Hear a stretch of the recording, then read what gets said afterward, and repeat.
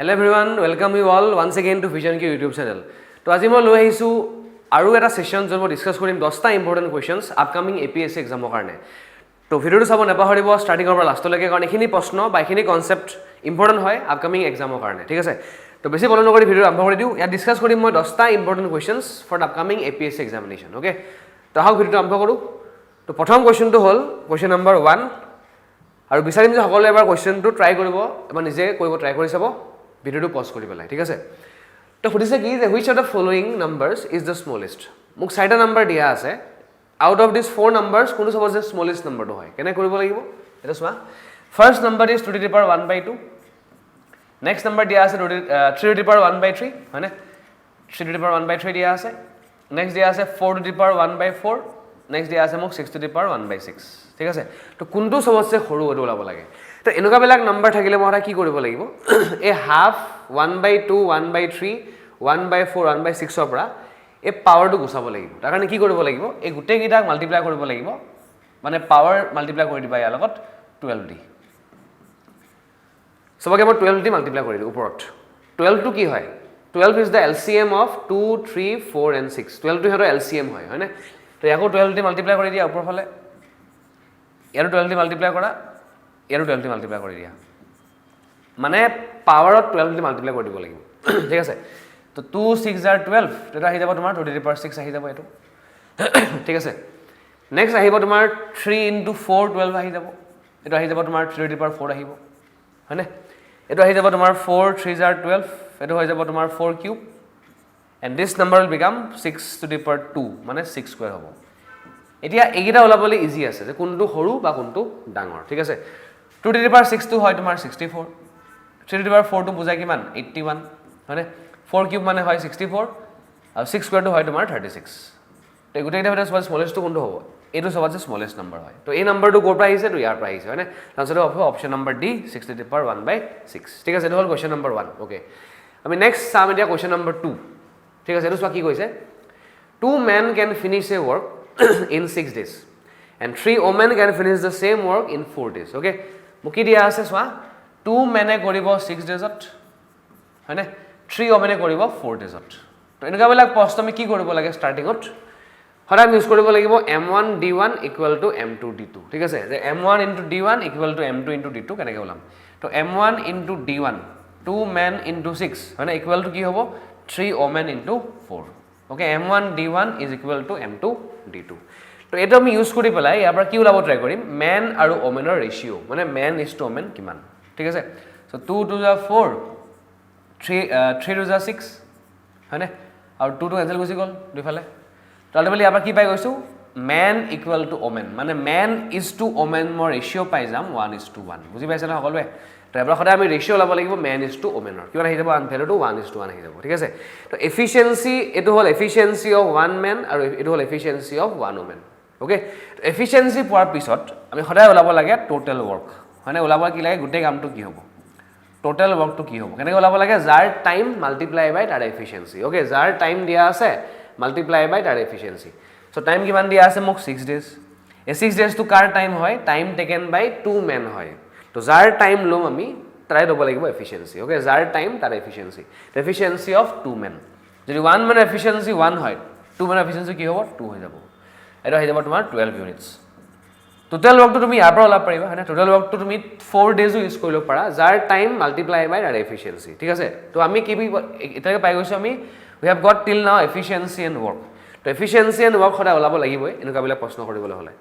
এৰ নেক্সট ওলাব লাগে in how many days will the work be finished by 1 man and 2 women। N মানে কি বুজাই আছে প্লাছ, এনটোৱে সদায় বুজায় একেলগে কামটো কৰিছে একেলগে হয়নে? তো কিমান দিনত 1 man আৰু 2 women কামটো কৰিব working together every day, okay? ওলাব কি লাগে সো আলটিমেটলি টাইম টেকেন বাই 1 man plus 2 women হয়নে? ওলাব লাগে টাইম টেকেন বাই 1 man plus 2 women। এটা টাইম ওলাব কাৰণে ফৰ্মুলা কি আছিল ওয়াৰ্ক ডিভাইড বাই এফিচিয়েন্সি। ওয়াৰ্কটো অলৰেডি পাই গৈছো মই 12 হয়নে? ডিভাইড কৰিব লাগিব efficiency of 1 man plus 2 women, ঠিক আছে? এফিচিয়েন্সি অফ 1 man টো 1 হয় প্লাস এফিচিয়েন্সি অফ 2 women, যদি 1 womanৰ এফিচিয়েন্সি 1 হয় 2 womanৰ এফিচিয়েন্সি কি হ'ব 2 * 1 2 আহি যাব, ওকে? সো ওলাই দিয়া এটো 12 ডিভাইডেড বাই 3, তো 3 * 4 is 12, আনসার আহি যাব ইয়াৰ পৰা 4 days। তো আনসাৰটো হ'ল option number A 4 this is the right answer বুঝি পাইছা সকলোৱে ওকে নেক্সট আমি চাম কোৱেশ্চন নম্বৰ 3 টো এতিয়া ওকে এটো চোৱা ইয়াত মোক কৈছে যে যদি দুটা পজিটিভ নাম্বাৰৰ সাম 175 হয় the sum of two positive number is 175 and the product of the LCM and the ACF is 35 then find the sum of their reciprocal okay কি কৈছে দুটা নাম্বাৰৰ সাম দিয়া আছে মোক 175 হয়নে the sum of two number is 175 next মোক দিয়া আছে product of the LCM and ACF তো সদা মন ৰাখিবা LCM into ACF যোনটো product হয় এটো সদায় সমান কি হয় equal product of two numbers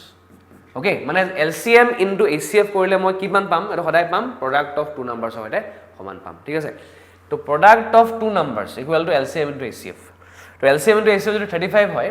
তেনে হলে product of two numbers 35 হ'ব একেটাই হ'ব এটো কি বুজাই আছে এটো বুজাই আছে তোমাৰ LCM into ACF একেটাই হা LCM into ACF okay ঠিক আছে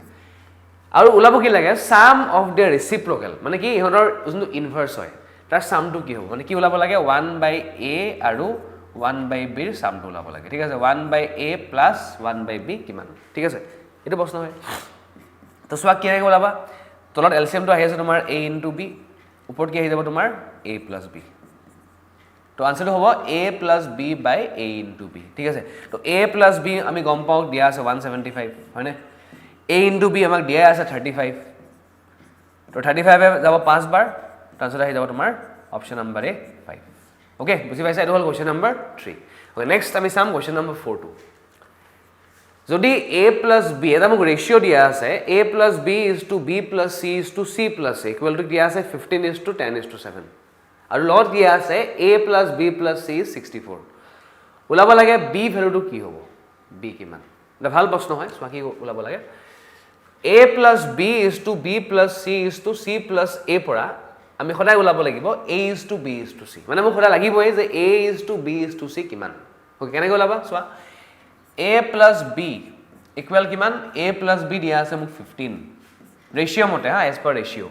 b plus c দিয়া আছে মোক 10 c plus a দিয়া আছে মোক 7 ওকে এটো a plus b এটো b plus a এটো c plus এটো a plus b এটো b plus c এটো c plus a ওকে এতিয়া আমি এই তিনটা ইকুৱেচন সলভ কৰি পেলাই ওলাব লাগিব a b আৰু c কিমান ভ্যালু হয় ৰেশিও মতে ঠিক আছে তো সদায় মন ৰাখিবা যদি মোক ওলাব লাগে a plus যদি মোক ওলাব লাগে a b c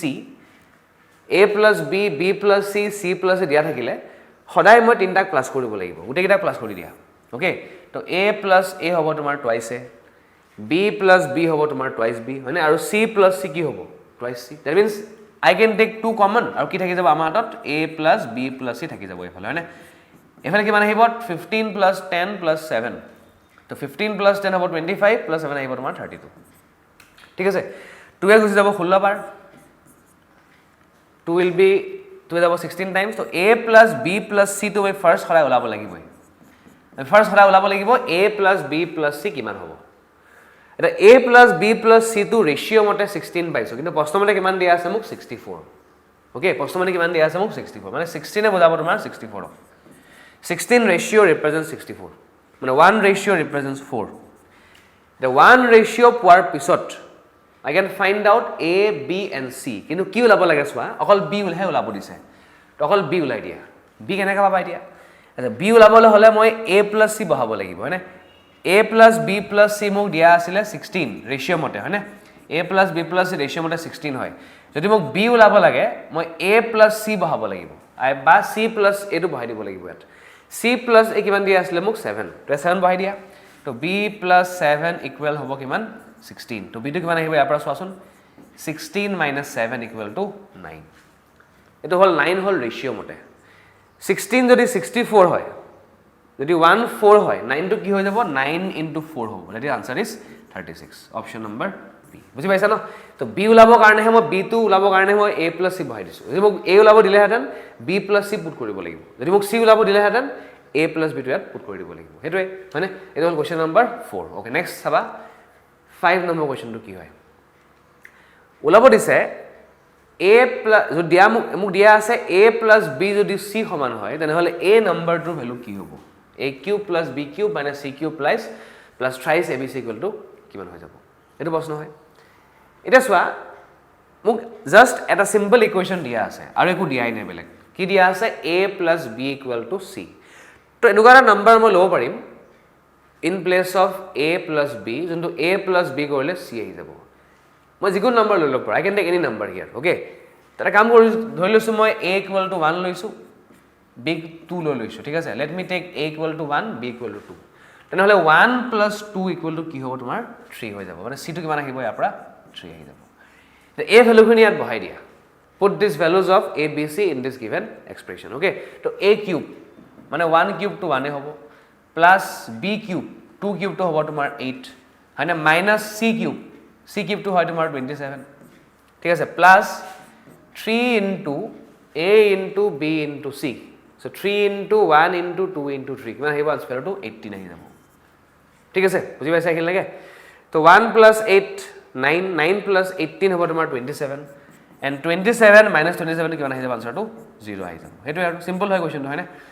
তো উলাবলে বহুত টেকনিক আছে কিন্তু যদি আমি ভ্যালু পুট কৰি কৰো উলাবলে বেছি ইজি হ'ব কোৱেশ্চনটো ওকে এটো হল question number 5 okay next will discuss the next 5 questions question number 6 to 10 তো ভিডিওটো পজ কৰি পেলাই নিজে কৰিব ট্ৰাই কৰি চাবা বিকজ যেহেতু এক্সামটো আহি পাইছে অলৰেডি হয় না তো সোৱা কোৱেশ্চনটো কি কৰিছিলে so there are 30 students in a class এটা ক্লাছত টোটাল 30 স্টুডেন্ট দিয়া আছে মোক ঠিক আছে দেন দিয়া আছে average marks of 12 of them is 62 and average marks of the rest is 78 দুটা বেলেগ বেলেগ বস্তুৰ এভাৰেজ দিয়া আছে হয়নে তেনেকুৱা বেলেগ প্ৰশ্ন আমি কেনে উলাবলৈ ইজি পাৰো কৰিব এপ্লাই কৰিব লাগিব মই এলিগেশন যদি এলিগেশন দি কৰো উলাবলৈ একেবাৰে ইজি হৈ যাব কোৱেশ্চনটো হয়নে বেসিক্যালি কোৱেশ্চনটো এভাৰেজৰ কোৱেশ্চন হয় কিন্তু কৰিবলৈ ইজি হ'ব যদি মই এপ্লাই কৰো এলিগেশন সোৱা ফাৰ্স্ট দিয়া আছে মোক 12 স্টুডেন্টসৰ এভাৰেজ দিয়া আছে কিমান 62 হয়নে 12টাৰ এভাৰেজ দিয়া আছে মোক 62 ঠিক আছে নেক্সট বাকি কিটাৰ এভারেজ দিয়া আছে মোক 78 টোটাল ক্লাস has 30 স্টুডেন্টস যদি 30 ভিতৰত যদি 12টাৰ এভারেজ 62 হয় থাকিলে কেটা স্টুডেন্ট 30 minus 12 18 স্টুডেন্টস তো বাকি 18টাৰ এভাৰেজ দিয়া আছে মোক 78 18টাৰ এভাৰেজ দিয়া আছে কিমান 78 ওলাব লাগে average marks of all the students of the class ঠিক আছে 12টাৰ এভাৰেজ 62 18টাৰ এভাৰেজ 78 দুইটা বস্তু মিক্স কৰিব লাগিব 12:18 ৰেশিওত মানে মোৰ 2:3 ৰেশিওত 6 গল 2 টাইমস 6 গল 3 টাইমস হয়নে যেহেতু এই এলিগেশন টপিকটো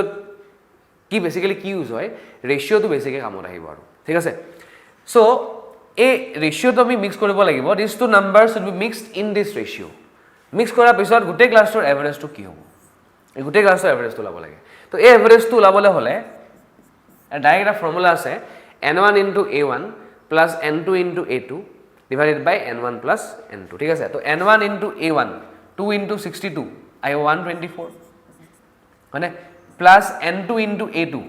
ঠিক আছে n2 into কিমান আহি যাব 3 into 8 আহিব 24 2 থাকি যাব আহি যাব তোমাৰ 234 বুজি পাইছা ন ঠিক আছে so n1 into a1 plus n2 into a2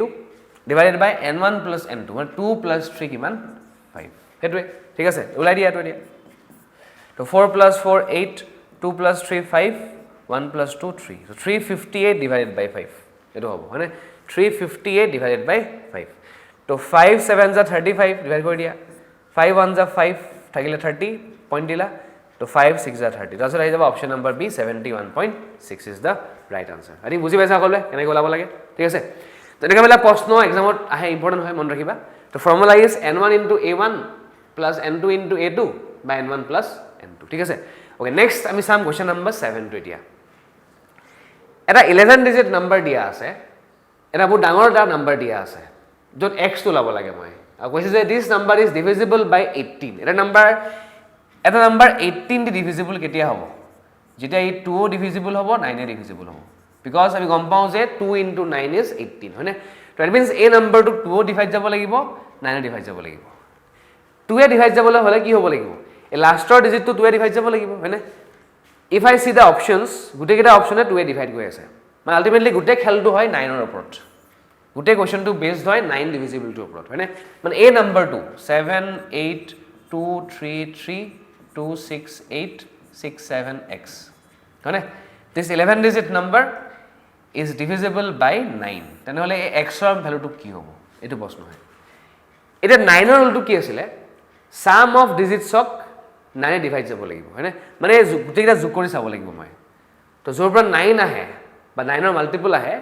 আগতে কাটি দিয়া ঠিক আছে তো 7 আৰু 2 মিলি 9 আহি যাব তো কাটি দিয়া কোনো কাম নাই ইয়াৰ ঠিক আছে 6 plus 3 9 হৈ যাব কেনসেল কৰি দিয়া okay and again 6 plus 3 again 9 cancel গুচি গল যপা 9 আহিব কাটি দিবা 7 plus 2 9 হৈ যাব কেনসেল কৰি দিয়া কোনো কাম নাই থাকিলে কি 8 plus 8 plus 16 মানে কি বুজি পাইছা 8 plus 8 16 plus x তাৰ মানে 16 plus x হক 9 এ ডিভাইড যাব লাগিব okay 16 plus x would be divisible by 9 তো x জায়গাত কি বহাব লাগিব 2 বহাব লাগিব না because 16 plus 2 হলে হ'ব তোমাৰ 18 আমি গম পাও যে 18 to 9 ডিভাইড গুচি যায় হয় না তো x would be how much option number D 2 বুজি পাইছা কিনে কৰিছো ঠিক আছে এটা হল কোশ্চেন নাম্বার 7 ওকে নেক্সট আমি চাম কোশ্চেন নাম্বার 8 9 and 10 এটা চোৱা when m is divided by 7 the remainder is 5 এটা নাম্বার দিয়া আছে মোক m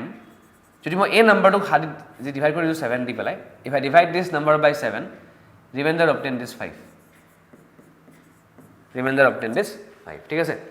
when thrice m is divided by 7 remainder কিমান যেতিয়া ইয়াক মই 3 টাইমছ কৰি ডিভাইড কৰি দিম m d remainder কিমান হ'ব এটো প্ৰশ্ন হয় ঠিক আছে তো if I divide this m by 7 remainder মই 5 পাম নেক্সট হৈছে যদি ইয়াৰ 3 টাইমছ অক ডিভাইড কৰি দিও 7 d remainder কিমান হ'ব কি কৰিব লাগিব চোৱা যদি তুমি এফালে 3 টাইমছ কৰা and if I divide 3 times of this number by 7 তুমি এফালে ইয়াক 3 টাইমছ কৰি ডিভাইড কৰি দিয়া 7 দি এটো কৰিলে হ'ল বুজি পাইছা যদি মই এফালে 4 টাইমছ কৰো এফালে 4 টাইমছ কৰি ডিভাইড কৰি দিব লাগিব 7 দি বস এটো আৰু তো 7 2 14 থাকিব ৰিমাইন্ডাৰ টু 1 আনসাৰ হ'ব option number C 1 is the right answer okay এটো হ'ল কোশ্চেন নম্বৰ 8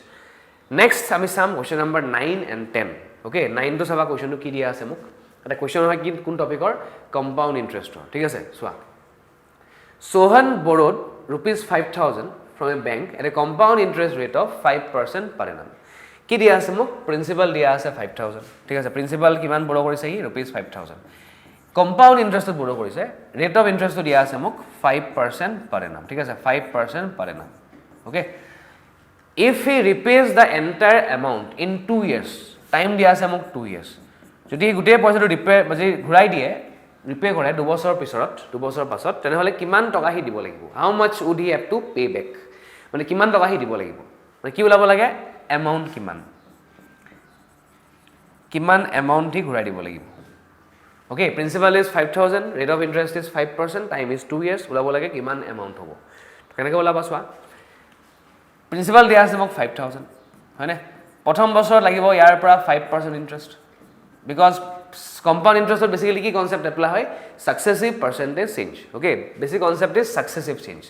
প্ৰথম বছৰ 5% বাহিব যিমান হ'ব আকৌ তাৰ পৰা বাহি যাব তোমাৰ 5% হেতু আৰু হয় না ঠিক আছে তো প্ৰথম বছৰ বাহি ইন্টাৰেস্ট লাগিব ইয়াৰ ওপৰত 5% ফাৰ্স্ট ইয়াৰত তো ইয়াৰ 5% কি হ'ব ইয়াৰ 5% আহিব তোমাৰ 250 হয় না কিমান আহিব 250 আহি যাব তো প্ৰথম বছৰত ইমান টকা ইন্টাৰেস্ট এড হোৱাৰ পিছত this principal becomes how much 5,000 plus 250 আহি যাব তোমাৰ 5,250 বুজি পাইছা ওকে নেক্সট ইয়াৰত 5% ইন্টাৰেস্ট দিব লাগিব ইয়াৰ ওপৰত তো ইয়াৰ 5% কেনেকৈ ওলাবা ইয়াৰ 10% লাই দিয়া ইয়াৰ 10% হল 525 হয়নে যদি ইয়াৰ 10% 525 হয় তেনেহলে যদি ইয়াৰ 10% 525 হয় 5% ইয়াৰ হাফ হ'ব কি ওলাব লাগিব হাফ অফ 525 হয়নে হাফ অফ 525 মানে হৈ যাব 262.5 তো মানে 5250 লগত মই জাস্ট এড কৰি দিয়া দিলে হল 262.5 এই নাম্বাৰটো কোৱা হ'ব তোমাৰ এমাউন্ট মানে কি প্রিন্সিপাল প্লাস ইন্টারেস্ট ওকে ওলাই দিয়া তো 0.5 আহিলে 0 plus 2 2 আহিলে 5 plus 6 11 1 এর আহি গুছি গল 1 plus 2 plus 2 আহি যাব কিমান 5 হয়নে থাকিব ইয়াৰ 5 তাছত হল 5512.5 মানে option number B is the right answer বুঝি পাইছা না কি কৰিছো মানে টান নহয় বেসিক্যালি ইজি প্ৰশ্ন হয় তো মন ৰাখিবাৰে কনসেপ্টটো হয় সাকসেসিভ পাৰ্সেন্টেজ চেঞ্জ প্ৰথম বছৰ 5% যিমান হ'ব আকৌ তাৰ পৰা 5% হেতুৱে ওকে আমি লাস্ট সাম আজি question number 10 two okay so question কি হৈছে the compound interest again a question of compound interest the compound interest on a certain sum of money for 2 years at 5% is rupees 3,280 then the sum is kiman eto soa kora bahut technique ase sabose best technique to hoy tomar ratio method ratio okay to 5% mane ki buji paisa what is 5% 5% মানে বুজায় 5/100 মানে 1/20 হয়নে 1/20 তো প্ৰথম বছৰৰ ৰেচিঅ'টো কি হ'ব প্ৰথম বছৰৰ ৰেচিঅ'টো কি হ'ব ফৰ দ্য ফাৰ্ষ্ট ইয়াৰ যদি প্ৰিন্সিপাল আসলে 20 rupees এই principal is rupees 20 1 rupee is the interest তো 20 টকাটো হৈ যাব rupees 21 এবছৰৰ পাছত টাইম দিয়া আছে মোক 2 বছৰ 2 বছৰ হলে কি কৰিব লাগিব স্কয়াৰ কৰিব লাগিব দুইফালে যদি হয় 3 years দেন কিউব কৰিব লাগিব ঠিক আছে সো 20 স্কয়াৰটো হয় তোমাৰ 400 21 স্কয়াৰটো হয় কিমান 441 যিমান আছিল হেতু কোৱা হয় প্ৰিন্সিপাল যিমান হৈ গ'ল হেতু কোৱা হয় এমাউন্ট আৰু যিমান বাঢ়ি গৈছে ফ্ৰম প্ৰিন্সিপাল টু এমাউন্ট হেতুৱে হয় তোমাৰ কম্পাউণ্ড ইন্টাৰেষ্ট হেতু কি হয় তোমাৰ কম্পাউণ্ড ইন্টাৰেষ্ট কেনে গলাবা a2 - a2 কৰি দিয়া তো 441 - 400 আহি যাব তোমাৰ 41 এই গুটেখিনি পাইছো ৰেশিও মতে কিন্তু প্ৰশ্ন মতে মোক দিয়া আছে কম্পাউণ্ড ইন্টাৰেষ্ট ইজ 3280 ৰেশিও মতে হয় 41 মানে 41 দিয়া আছে 3280 সমান যদি 41 ৰিপ্ৰেজেন্ট হয় 3280 1 হ'ব তোমাৰ 80 এই 8 বাৰ যাবলে শূন্য আহি যাব হয়নে তো 1 হ'ব তোমাৰ 80 ওকে যদি 180 হয় ওলাব কি লাগে সাম ইজ কিমান সাম মানে কি বুজায় প্ৰিন্সিপাল কিমান তো প্ৰিন্সিপাল আছে আমাৰ হাতত 400 তো 400 ৰ ভ্যালুটো কি হৈ যাব 400 * 80 ঠিক আছে তো 8 * 4 আহিব 32 1 2 3 তিনটা শূন্য আহি যাব বস এটো আনসাৰ হয় না আনসাৰ আহি যাব অপচন নম্বৰ বি rupees 32000 বুজি পাইছে ন তো এখিনি আসলে মোৰ আজি ভিডিওটোৰ 10টা ইম্পৰ্টেন্ট কোৱেশ্চনছ এনেকা বিলাক ভিডিও চাব নাপাহৰিব ষ্টাৰ্টিং পৰা লাষ্টলৈকে কাৰণ এখিনি প্ৰশ্ন আপকামিং এপিএসসি লগতে বিভিন্ন এক্সামতো সহায় কৰিব আপোনালোকক ঠিক আছে তো লগ পাম নতুন ভিডিও এটাত till then thank U all